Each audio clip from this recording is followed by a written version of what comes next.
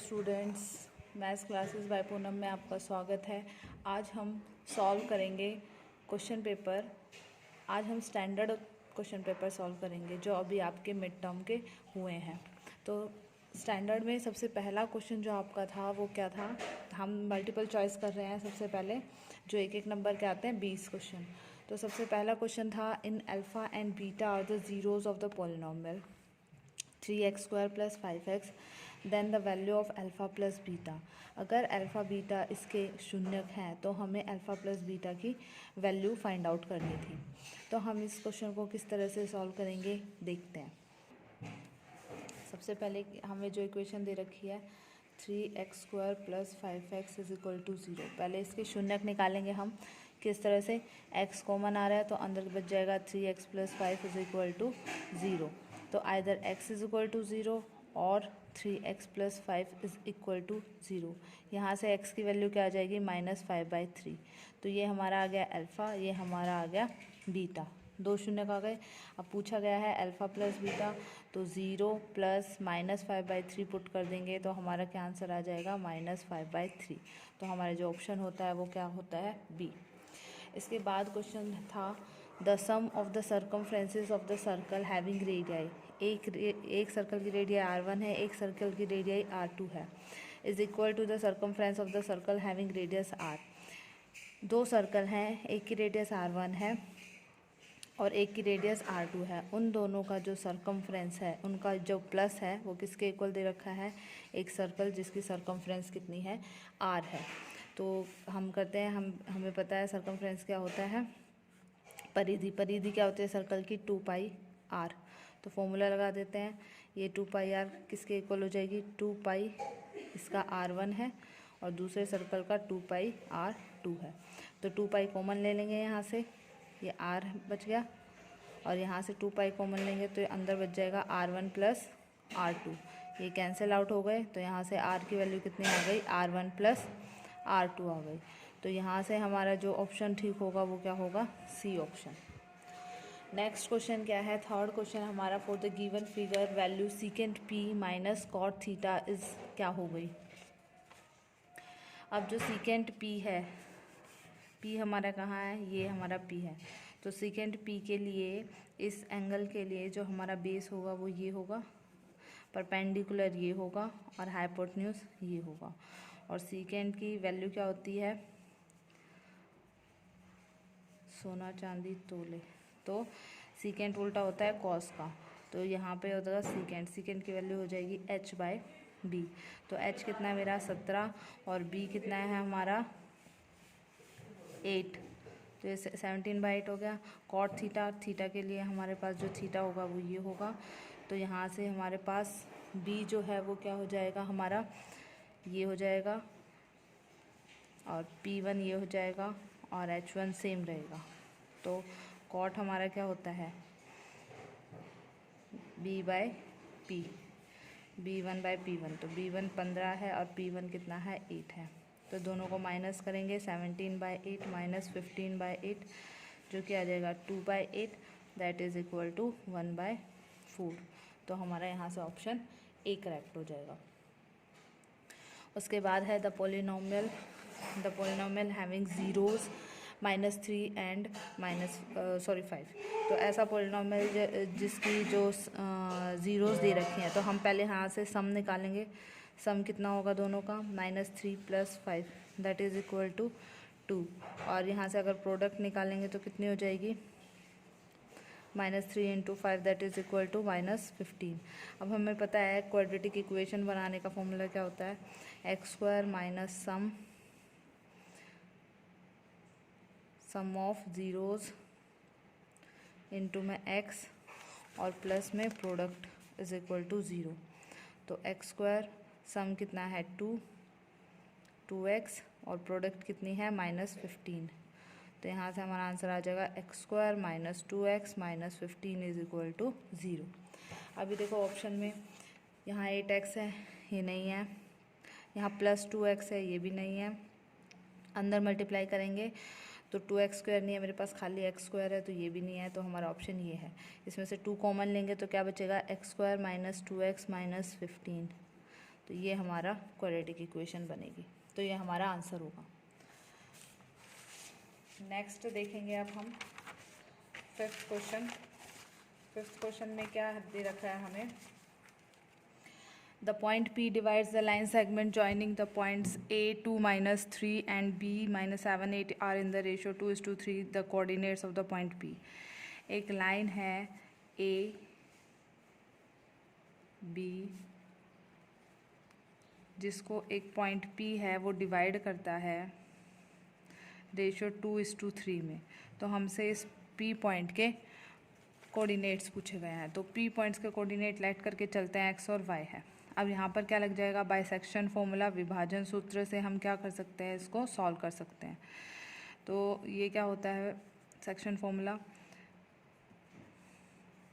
ये m/n, mx1 और यहाँ से हमारा आ जाएगा mx2 nx1, mx2 nx1 bye में m+n। फॉर्मूला क्या होता है, mx2 + nx1 बाय में m+n, ये x होता है। तो इसमें वैल्यूज़ पुट कर देंगे हम, तो ये हो जाएगा -14 + 6 बाय में 5। तो कितना आ गया ये हमारे पास 8 -8 बाय 5। इसी तरह से y की वैल्यू निकालेंगे। y के लिए ये 2 इससे मल्टीप्लाई हो जाएगा और 3 इस y2 से मल्टीप्लाई हो जाएगा। तो 2 8 = 16 और प्लस में 3 3 = 9 अपॉन में 5।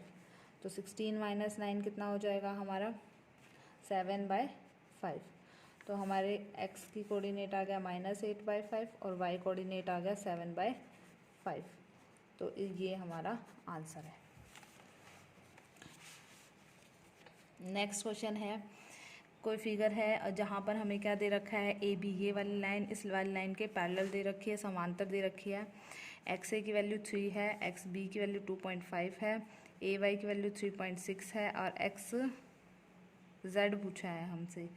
तो ये पूरा ये पूछा है हमसे, ठीक है। मान लेते हैं इसको x मान लेते हैं। तो हमें एक्स जेड निकालना है। एक्स जेड क्या हो जाएगा 2.5 + x, ठीक है। तो पहले हम x निकालेंगे। तो हमने बीपीटी थ्योरम पढ़ी थी, अगर ये लाइन पैरेलल है तो जो इनके ये समान अनुपात में यानी सेम रेशो में डिवाइड होती हैं। तो हम क्या लिख सकते हैं यहाँ से, XA/AY = XB/BZ। तो XA की वैल्यू कितनी है 3, AY की वैल्यू 3.6, XB की वैल्यू 2.5 और x, यहाँ से x निकालेंगे तो x को एक साइड ले गए, क्रॉस मल्टीप्लाई कर देंगे। तो 2.5 × 3.6 अपॉन में 3। तो यहाँ से कितना आ जाएगा, ये से कट गया। तो 25 को जब हम 12 से मल्टीप्लाई करेंगे तो हमारा आ जाएगा 3.00, ये आ जाएगा। अब इसमें पुट कर दो x की वैल्यू 2.5 + 3.0, तो कितना आंसर आ गया 5.5। तो हमारा ऑप्शन सी इसका करेक्ट आंसर है।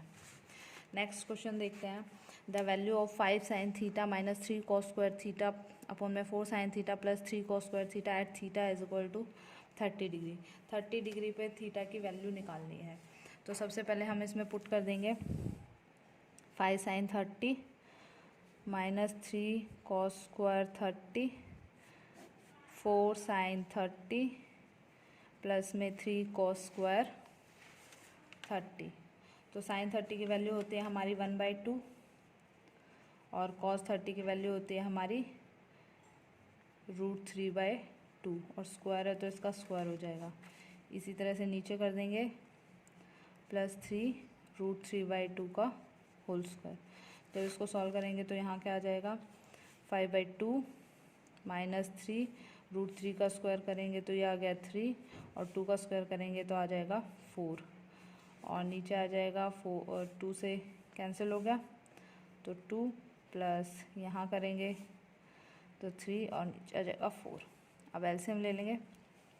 एलसीएम आ गया हमारा 4 और तो यहाँ पे आ जाएगा 10 - 9 और यहाँ पे आ जाएगा 8 + 9 अपॉन में 4।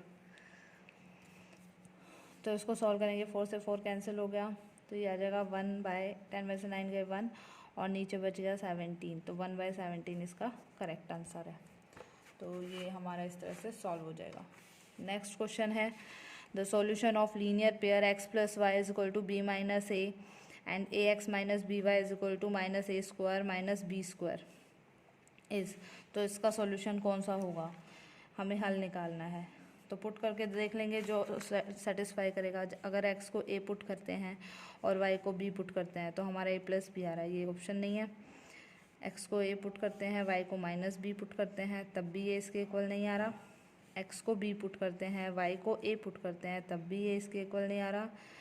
x को -a पुट करते हैं और y को b पुट करते हैं, तो आंसर आ रहा है यहाँ -a चाहिए +b चाहिए, -a + b। तो हमारा ऑप्शन क्या है, डी पार्ट है। अब लास्ट क्वेश्चन नंबर 9 जो है वो है 1/0 of the polynomial 6x² - kx - 3 is -1/3 the value of k is. k की वैल्यू फाइंड आउट करनी है। तो अगर -1/3 इसकी एक 0 है तो k क्या होगा, तो ये अगर इसकी एक शून्यक है तो इसको सेटिस्फाई करेगा। तो x की जगह हम क्या पुट कर देंगे, -1/3 पुट कर देंगे। -k - 1/3 -3 = 0। तो ये कितना आ जाएगा 6 और माइनस ख़त्म हो जाएगा 1/9 और माइनस माइनस प्लस k/3 -3 = 0। ये कट जाएंगे, 3 2 ज़ा 3 3 ज़ा 9, यानी 2/3 प्लस k/3 -3 = 0। यहाँ पर हमारा जो एलसीएम है वो 3 आ गया। 2 + k - 9 = 0। तो 2 + k = 9, k की वैल्यू आ जाएगी 9 - 2 = 7। तो सी जो है इसका आंसर है। तो इसके बाद जो है हमारा नेक्स्ट जो हम क्वेश्चन करेंगे वो नेक्स्ट वीडियो में करेंगे। तो इसके नेक्स्ट 10 क्वेश्चन आप नेक्स्ट वीडियो में देखेंगे। Thank you.